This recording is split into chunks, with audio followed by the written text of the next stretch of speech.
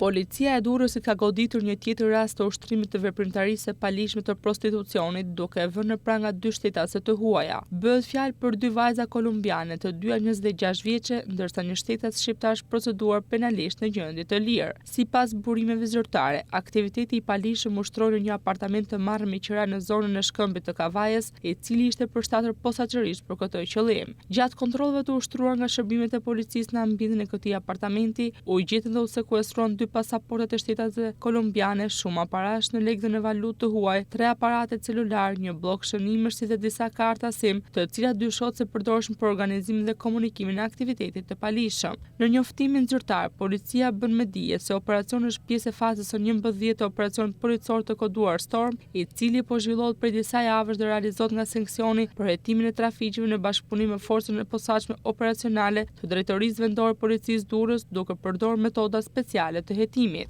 Nga veprimet hetimore rezultoi se 2 shtetaset e huaja kishin marrë me qira apartamentin dhe e kishin përshtatur për ushtrimin e aktivitetit të palishëm, duke vepruar në bashkëpunim. Hetimet për këtë rast vijojnë për të dokumentuar plotësisht veprimtarinë dhe për të identifikuar persona të tjerë që mund të jenë të përfshirë.